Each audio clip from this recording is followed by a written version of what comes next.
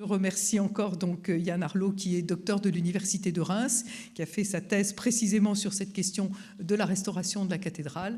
Je le remercie encore et je lui laisse la parole pour sa présentation. Merci Madame Vincent, merci pour l'invitation. Alors vous avez bien compris, hein, Reims n'est pas en Bourgogne. Mais comme on peut aller à Lyon, comme on peut aller au Japon, je vous propose cette fois-ci de partir un peu sur les terres de la Champagne. Alors toujours la rivalité bourguignonne-Champagne, mais vous allez voir que pour les monuments, malheureusement, on a eu beaucoup plus de vicissitudes du fait, en tout cas, de la Première Guerre mondiale. Mon idée, c'était de faire du lien entre passé et présent, et puis parler de Notre-Dame de Paris, mais je ne suis pas un spécialiste, donc je vais quand même rester sur mon domaine. Vous aurez l'occasion, au cours de cet exposé, avec quelques anecdotes, de vous faire votre opinion de comment a été mené le chantier Notre-Dame de Reims, et finalement aussi comment on aurait pu appréhender celui de Paris, ou comment il a été réalisé. C'est-à-dire qu'il y aura toujours un parallèle entre passé et présent, et avec un certain nombre d'analogies que je vous laisserai le soin de faire. J'ai décidé de faire un plan un peu didactique, de revenir évidemment, alors même si le sujet c'était 1919-1938, de revenir évidemment sur l'incendie et ses conséquences, sur les dommages et les financements, je ne vous apprends rien, tout est une question d'argent, et une restauration entre théorie et pragmatisme. Alors l'incendie et ses conséquences. Pourquoi l'incendie de Notre-Dame de Reims ? Là, je vous laisse, si vous avez lu le résumé, c'est bon, vous en comprenez le déclencheur. Il faut bien comprendre que Reims est sur la ligne de front, c'est-à-dire que la stratégie allemande avait visé sur Paris. Et évidemment, du fait de l'offensive et contre-offensive, Reims va être occupé. Sur ce premier document, vous voyez l'installation sur le parvis de Notre-Dame de Reims d'un certain nombre de militaires allemands.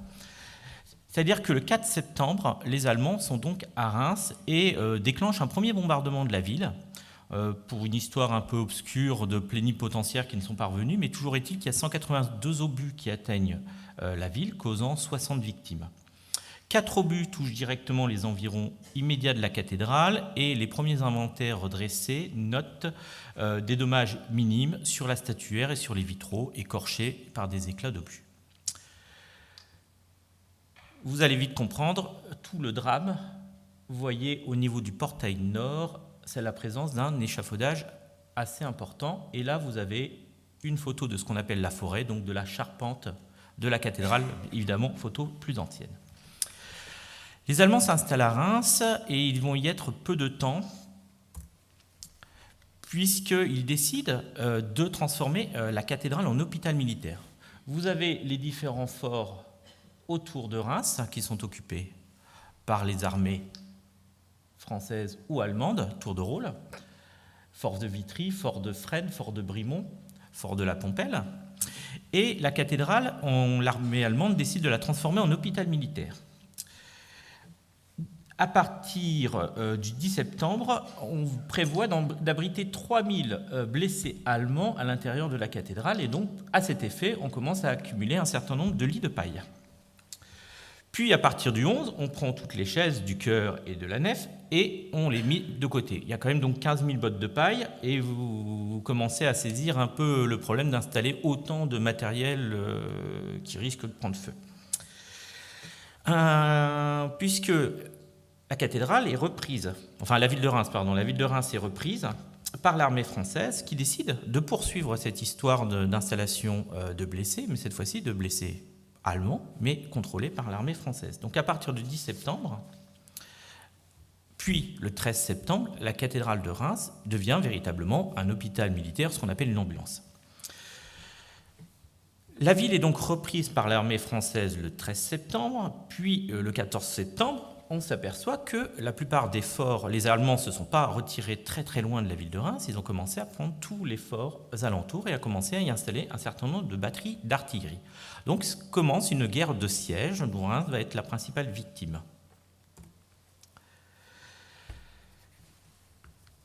17 septembre, 3 obus, 18 septembre, 4 obus que commence à toucher directement la cathédrale, et l'abbé Maurice Landrieux, le 18 septembre, note dans son journal intime: « Il nous semblait que rien ne pouvait être pire pour la cathédrale que la journée d'hier, et nous appréhendions seulement d'avoir à repasser par les mêmes chemins et revivre des heures pareilles. » 19 septembre. 19 septembre, les bombardements commencent à partir de 7 heures du matin. L'abbé Landrieux note, lui, à partir de la messe de 8 heures, que des obus commencent à toucher l'édifice. Le préfet de la Marne signale de son côté qu'un obus éclate toutes les 5 secondes aux environs de la cathédrale, qui paraît être l'objectif visé.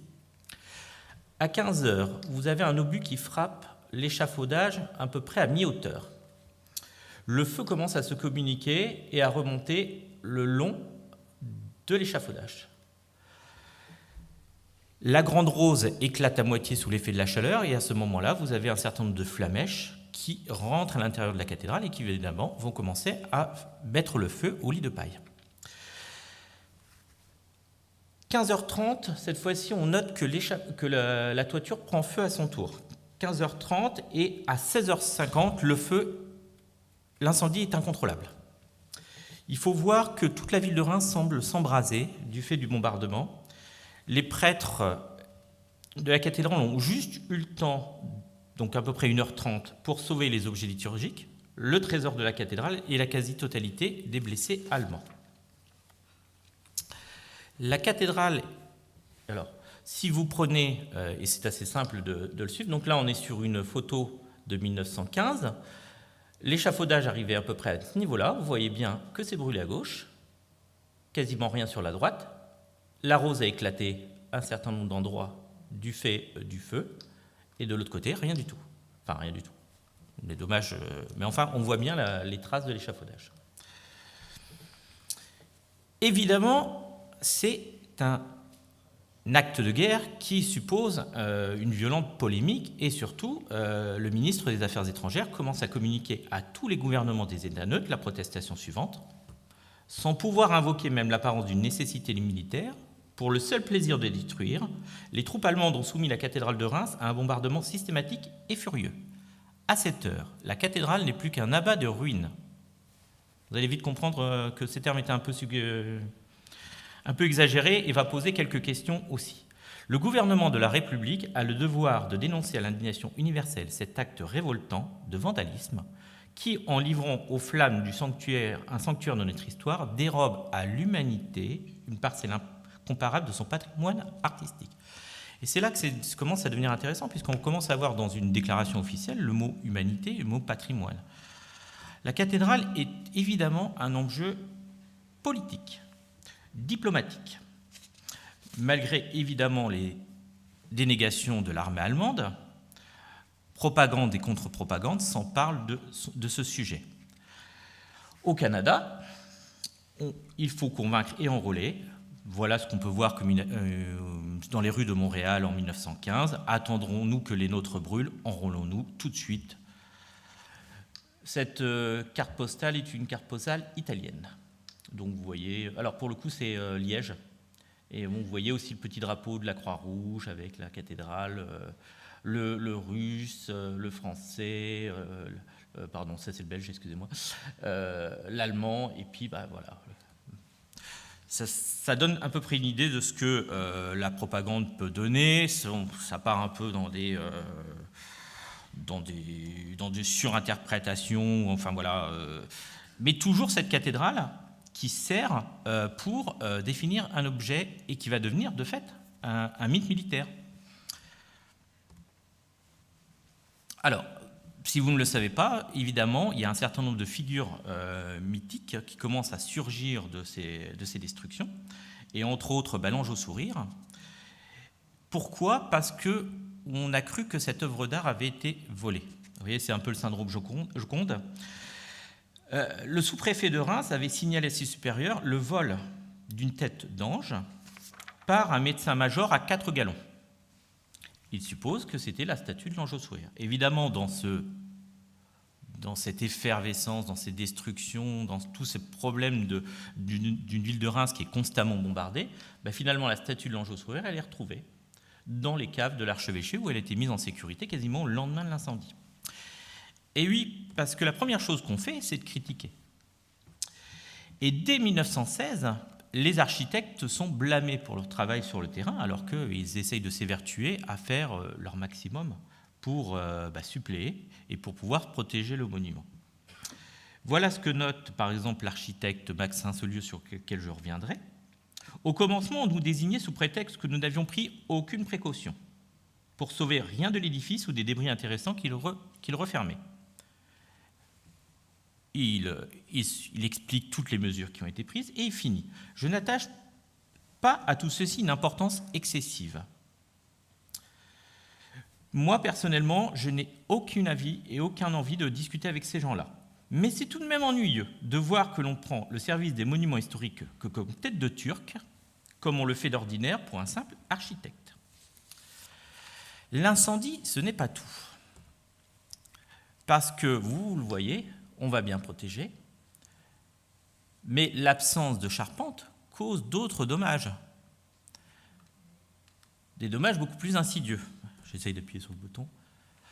D'abord, il faut protéger tout ce qui est possible de protéger, parce que la cathédrale, elle continue à être bombardée. On considère que pendant l'ensemble du conflit, elle aurait reçu au minimum 287 obus. Donc, obus, impact direct. Je ne parle pas des obus qui touchent les alentours et dont la mitraille peut pulvériser parfaitement des vitraux du bas côté. Les bombardements, paradoxalement, en 1914 sont encore peu nombreux, mais en 1915, on arrive déjà sur des obus de 210 mm qui causent des dommages très importants aux superstructures. Les voûtes qui commencent à être percées pour la première fois le 22 février 1915.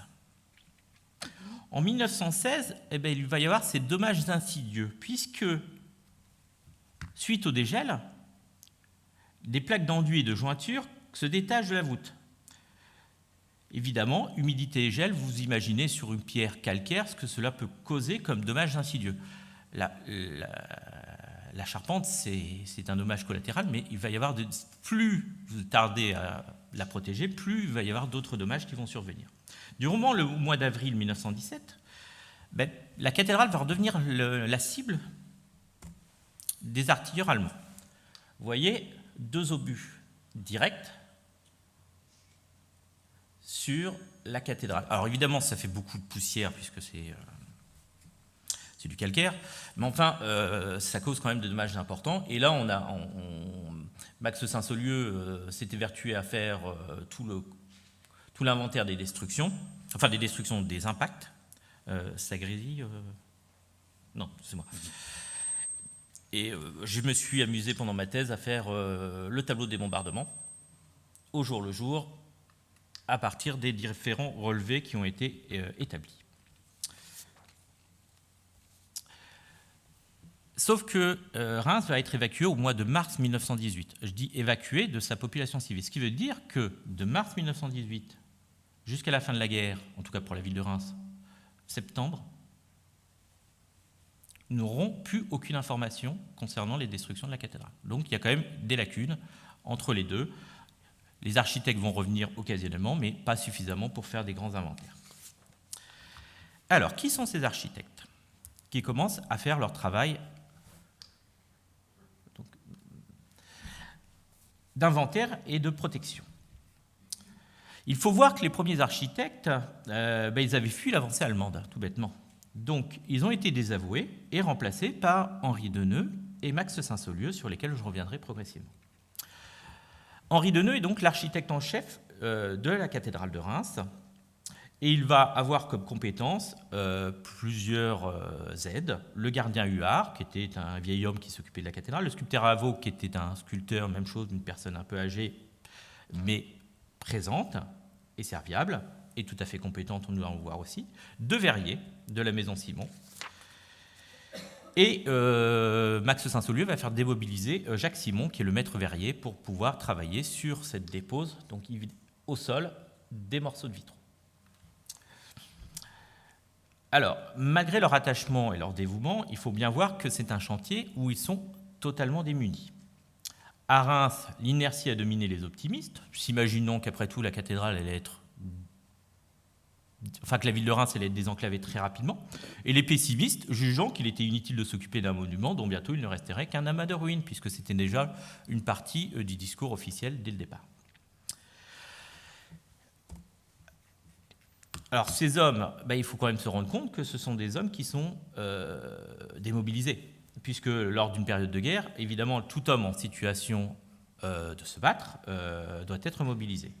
Max Saint-Saulieu a la particularité d'être soutien de famille, donc il est de fait non conscrit, et il se met au service de la cathédrale, présent sur Reims, au jour le jour, donc lui va rester au chevet de la cathédrale pendant tout le conflit. Vous voyez l'eau, comment sur le pavage, et vous imaginez ce que ça peut causer sur les structures supérieures.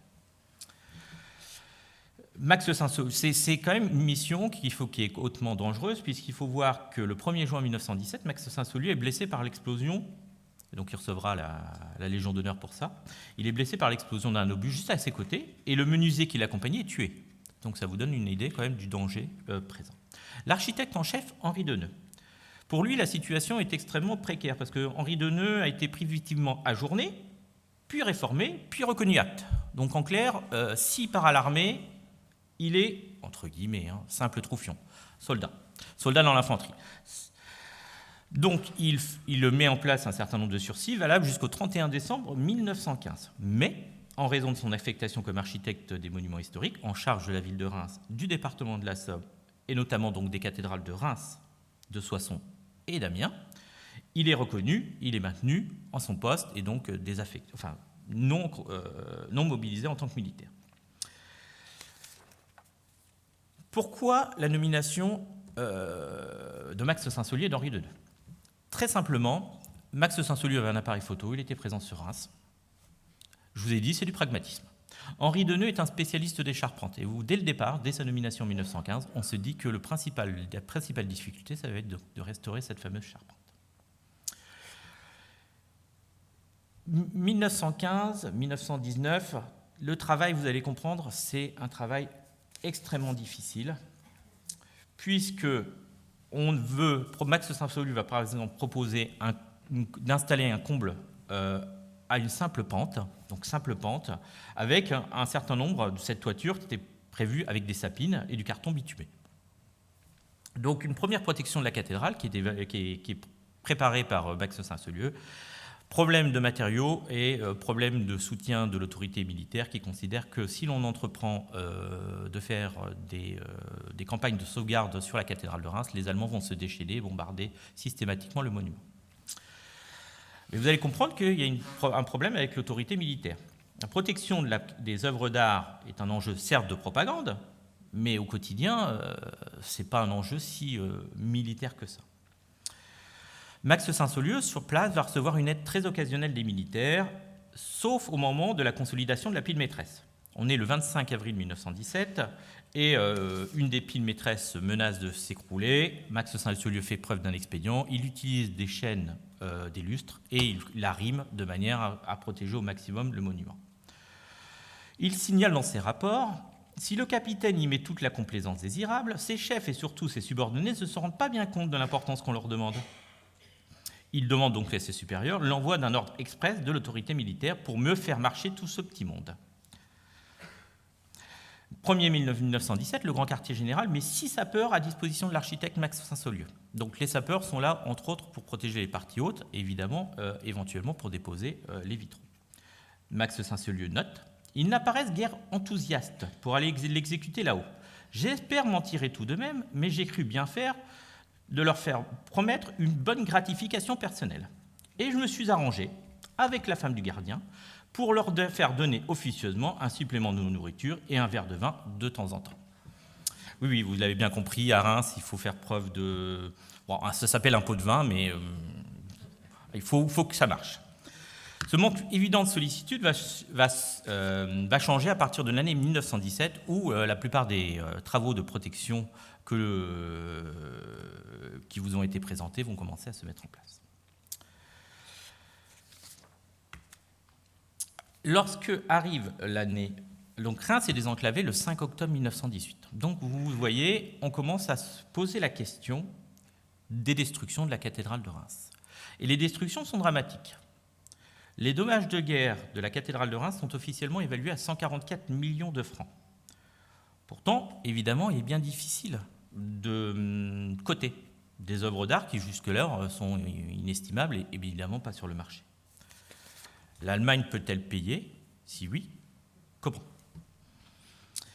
Les superstructures sont fortement atteintes. Le gel, la pluie ont érodé les blocs de calcaire et les enduits qui menacent de tomber. De nombreuses masses de maçonnerie sont désagrégées. Certaines pierres pendent dans le vide, à peine retenues par leurs armatures de fer. La voûte est percée à 9 endroits. Sur 22 arcs-boutants, 7 sont rompus et 15 sont plus ou moins atteints. La statuaire a fortement été endommagée.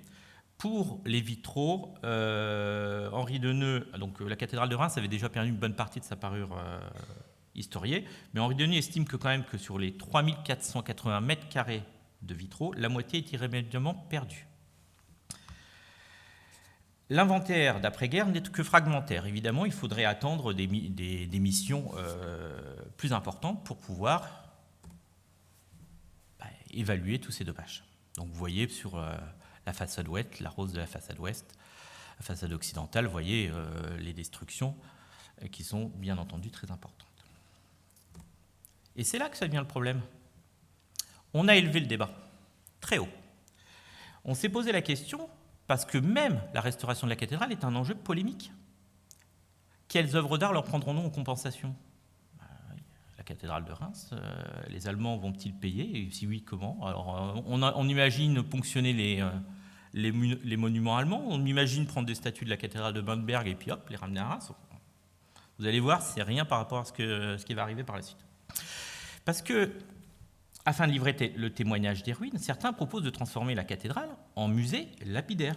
Musée où serait exposé l'ensemble des destructions artistiques survenues pendant le conflit, plaidoyer contre la guerre, mais surtout plaidoyer contre l'Allemagne.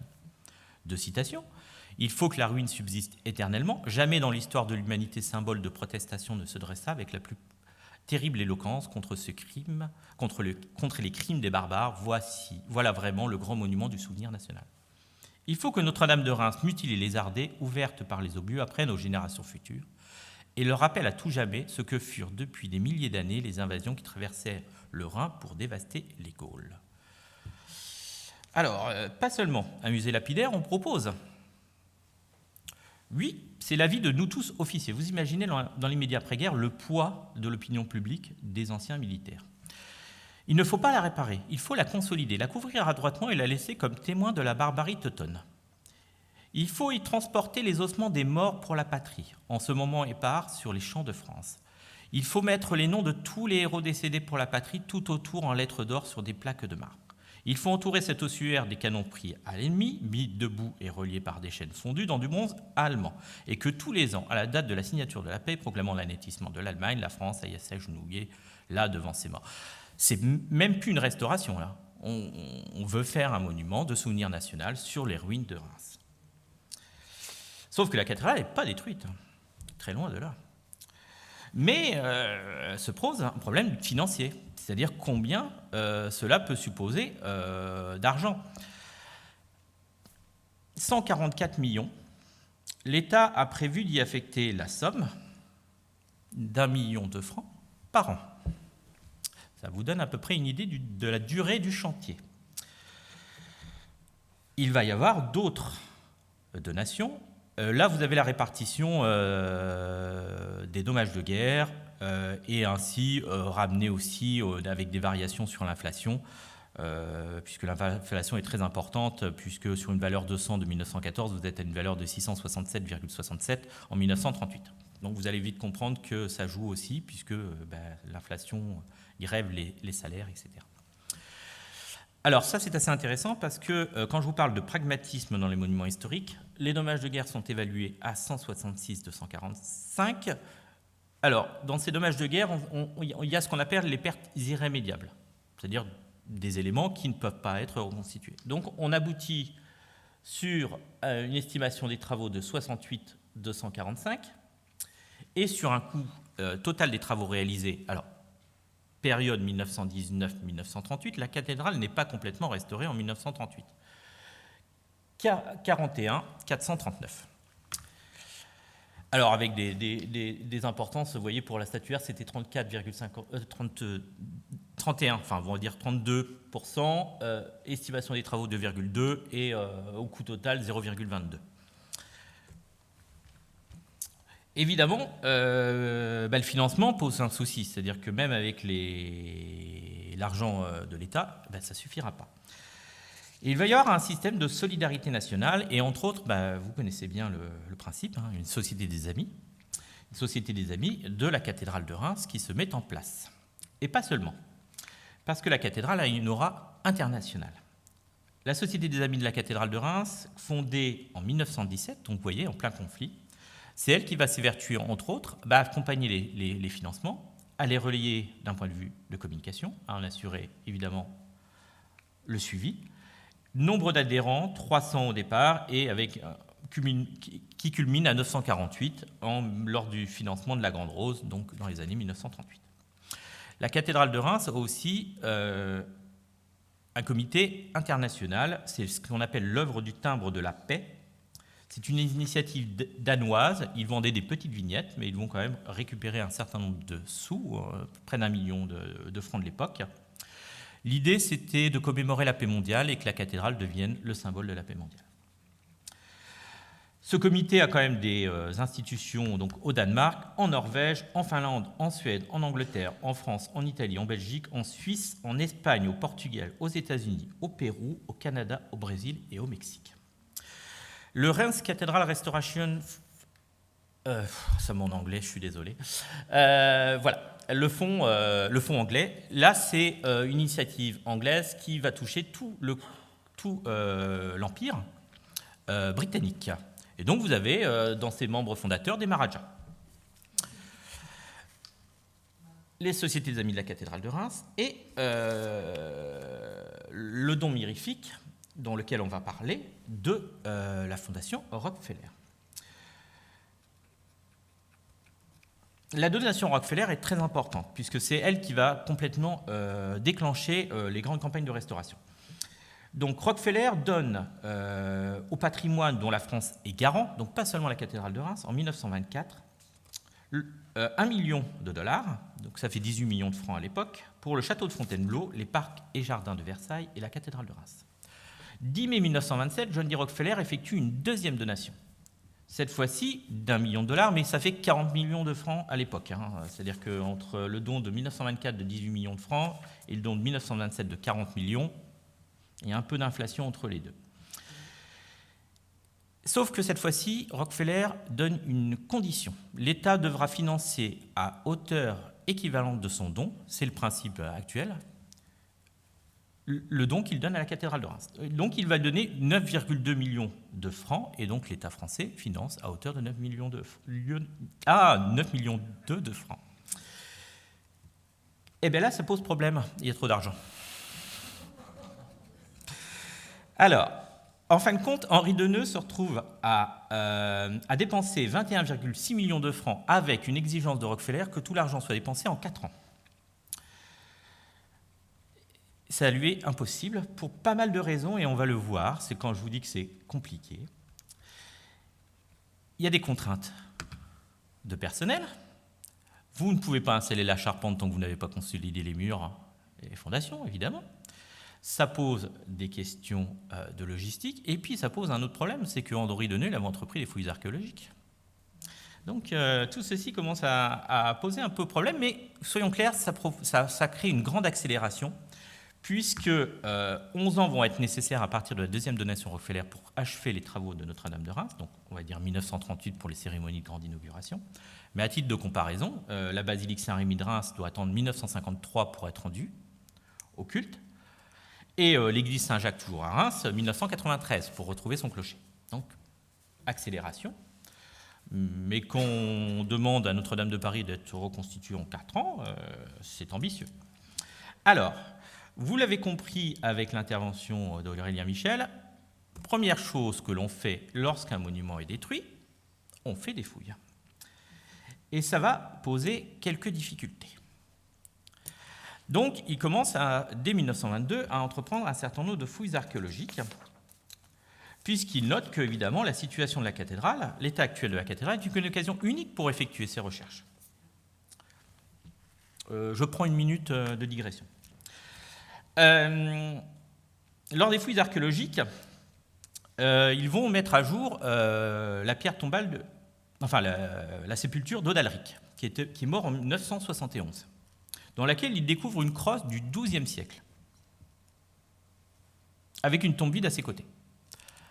C'est un peu embêtant. Donc ils font des recherches et se rendent compte que le corps a été exhumé en 1612 et qu'il s'agissait du corps de saint Albert de Louvain, assassiné en 1192 sur l'ordre de l'empereur d'Allemagne.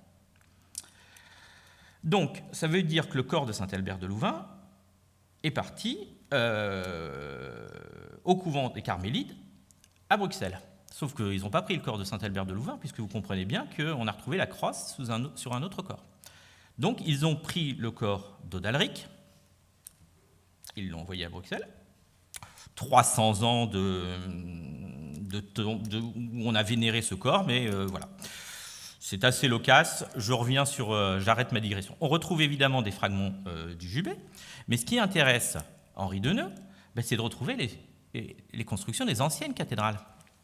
Et donc, il va commencer à progressivement analyser l'ensemble des fondations et réussir à partir de ces différents relevés à reconstituer les cathédrales antérieures. Avec réserve et humilité, Henri Deneux ne spécule nullement sur ses découvertes, même si il tente quand même de mettre à jour le fameux baptistère de Clovis, sans succès. Et Hans Reinhardt va, lui, publier en 1963 une histoire complète de la cathédrale de Reims, donc justement à partir de ses recherches archéologiques. Mais ces recherches archéologiques posent problème, puisqu'elles retardent le chantier de Notre-Dame de Reims. Alors,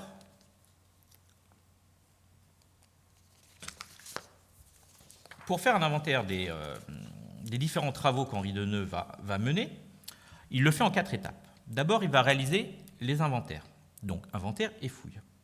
Puis, il va assurer la conservation de l'édifice, donc toutes les mesures de conservation préalables, statuaires, vitraux, la réaffecter au culte. Alors, quand je dis la réaffecter au culte, ça va très très vite. Dès Noël 1919, on célèbre la messe dans une des chapelles. Donc, même si la cathédrale n'est rendue, les grandes cérémonies d'inauguration, c'est en 1938, elle est rendue au culte, on va dire, en 1919, sauf qu'entre-temps, il va y avoir d'autres dommages, puisque il y a la présence de touristes ou la présence de fidèles gêne. D'un autre côté, il y a des enduits et des masses de maçonnerie qui de temps en temps tombent. Donc, au bout d'un certain temps, on se décide à fermer la cathédrale aux touristes. Ça pose quelques problèmes financiers, en tout cas pour les touristes et évidemment pour les boutiques aux alentours. Et 1924, l'annonce de la première donation Rockefeller, je vous l'ai dit, provoque une accélération complète. 1924, 1927, 11 et 26 mai, 2 cérémonies d'inauguration, une laïque, une religieuse, on est quand même sous la Troisième République, pour l'inauguration donc, de la cathédrale rendue au culte. Donc 1927, mais la grande consécration, c'est bien 1938, puisqu'il faut que la toiture soit entièrement restaurée. 1938, on réinstalle l'ensemble du mobilier. Donc on lui rend sa voix, orgue, carillon, horloge, et la cathédrale, le calorifère, pour évidemment permettre à tous de pouvoir faire les cérémonies dans le plus grand confort. Henri Deneux, le voici, il a mené durant 20 ans le chantier le plus emblématique de l'entre-deux-guerres. Alors, Henri Deneux était salué par ses détracteurs comme un technicien. Quand je dis salué comme un technicien, c'est-à-dire qu'il considérait qu'il n'avait aucune science du beau. C'est ce fameux débat qu'on retrouve entre les partisans des monuments historiques et les partisans des beaux-arts. Mais lui, ce qui l'importait, c'était de trouver les solutions techniques pour rendre la cathédrale dans sa physionomie antérieure. Quand je dis physionomie antérieure, vous allez comprendre. Je vais donner 2 exemples. La restauration de la charpente et du plomb. La restauration de la charpente, elle est permise par les recherches qu'Henri Deneux commence dès 1915. Et il s'intéresse, donc tout de suite, il pose le problème. Il est impossible dans une France à reconstruire d'avoir une telle quantité de bois, et rien que les recherches de bois correspondants prendraient 4 ans. Donc il préconise l'emploi du ciment armé. Ce n'est pas une innovation en matière de monuments historiques, ça a déjà été fait à Saint-Jean-de-Montmartre, ça a déjà été fait dans des monuments type Blois ou Nantes, et à la cathédrale de Reims, ça a déjà été fait aussi. Donc ce n'est pas une difficulté d'utiliser un matériau moderne. En revanche, lui va y adopter une stratégie un peu différente, puisqu'il va s'inspirer d'une technique ancienne, qui est celle de Philibert Delorme, qui est quand même un architecte qui a établi son traité en 1561. L'idée, c'est de faire une charpente à partir de petits éléments normalisés en bois, assemblés par clavette. Henri Deneux décide de poursuivre ce raisonnement et de lui attribuer une nouvelle fonction qui sera la fonction d'incombustibilité. La charpente donc est composée d'éléments de ciment armé, réunis et assemblés. Chaque arbalétrier, chaque panne, chaque étrison, chaque chevron sont construits séparément. Tous ces éléments doivent être moulés à pied d'œuvre dans leur forme définitive, puis montés et assemblés sur place, sans engin de levage. Donc il faut que ça soit manié, il faut que ça soit léger et que ça puisse être assemblé avec un simple cintre que l'on déplace au fur et à mesure du montage. Voilà ce que ça donne sur une photo actuelle. Alors, pourquoi il offre cette partie? Déjà, il propose cette charpente parce qu'il considère qu'elle est démontable. C'est-à-dire que si le service des monuments historiques a les moyens financiers de faire financiers et évidemment en termes de matériaux de le faire en bois, ce ne sera pas compliqué. Il donne les solutions techniques pour démonter sa propre charpente. La charpente est beaucoup plus légère, ce qui fait qu'elle repose, qu'elle entraîne moins de pression. Et les éléments de béton peuvent se faire à l'abri du vent et des intempéries. Donc en fin de compte, on assemble tout, on coule tout à pied d'œuvre, et puis il ne reste plus qu'à monter. 4 ans nécessaires pour assembler cet ensemble. Deuxième innovation et tradition, le plomb. Alors, la cathédrale a brûlé, donc le plomb a fondu. Et donc, il y avait 2 choix possibles pour le service des monuments historiques. Soit réemployer systématiquement l'ancien plomb, soit utiliser du nouveau plomb. Premier problème, l'inflation, explosion du prix de la matière première. Donc, on va se dire qu'on va utiliser plutôt l'ancien plomb. Problème technique, l'ancien plomb, c'est à amalgamer un certain nombre de corps étrangers, fer, cuivre, pierre et ardoise. Donc, il va falloir le refondre. Mais on le juge plus représentatif de l'époque parce qu'il contient une proportion importante d'étain, d'argent et d'antimoine. On récolte 230 tonnes de plomb qu'on fond en lingots de 30 kg. Sauf que les techniques de coulage de plomb à l'ancienne, finalement, on ne les a plus. Donc il va commencer, Henri Deneux, avec Charles Guyot, à faire des recherches au Conservatoire des Arts et Métiers et de la Bibliothèque nationale. À l'aide d'informations contenues notamment dans l'encyclopédie Diderot et d'Alembert, Charles Guyot assure la coulée de plomb en table. C'est la partie ancienne. Donc, le métal est versé à température de 300 degrés sur une épaisseur de 3 mm le long d'une couche de sable sur un coffrage. Cette méthode est donc préférée à l'utilisation du laminoir. Donc, les lingots vont être coulés en feuilles de 2 mètres de long, 66 cm de large et 3 mm d'épaisseur. Et au fur et à mesure des essais, au fur et à mesure, quand je vous dis le pragmatisme, au fur et à mesure de l'avancée, on se décide à utiliser les techniques plus ou moins importantes et, en fin de compte, et on va le voir après, on chemine en marchant. Plusieurs fois, on a voulu récuser Henri Deneux, entre autres en raison des problèmes de durée des travaux, mais à chaque fois, à chaque inspection, Henri Deneux a obtenu les éloges.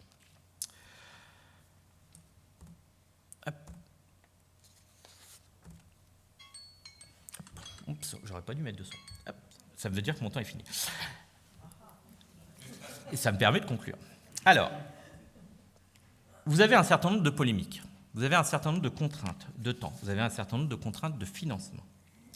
Que penser de tant de vicissitudes? Alors là, je vous ai mis les 2 pierres commémoratives des donateurs liés aux destructions de la cathédrale.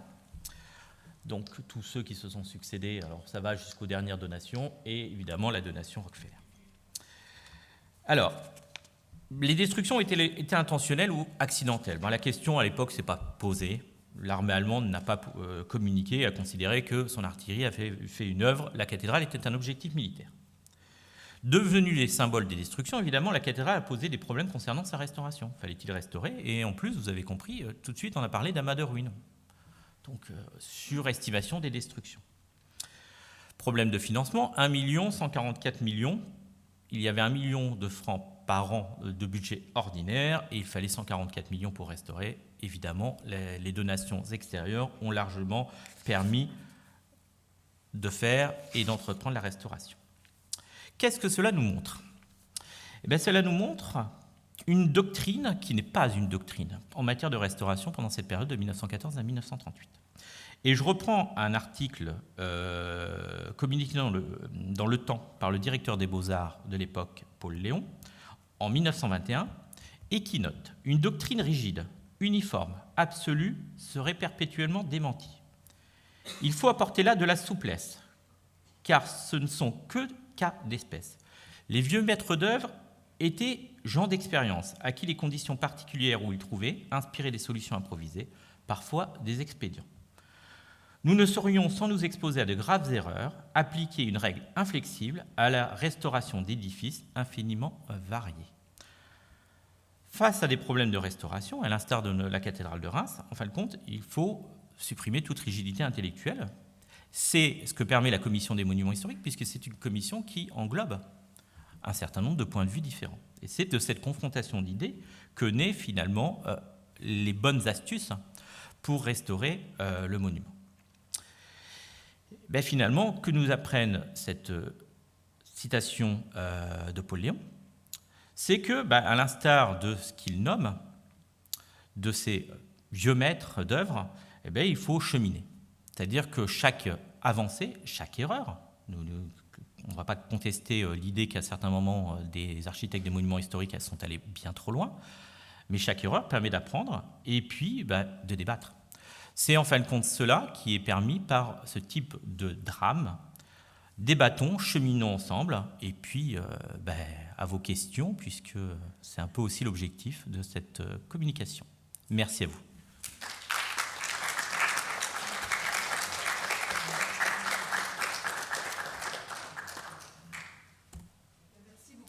Alors j'avais prévu celle-ci en synthèse. Alors celle-ci, c'est une carte postale de Notre-Dame de Paris. Bombes incendiaires lancées sur Notre-Dame de Paris pendant la Première Guerre mondiale. Donc le drame aurait pu également toucher Notre-Dame de Paris bien après Notre-Dame de Reims. Et on voit la colossale culture. Colossale culture.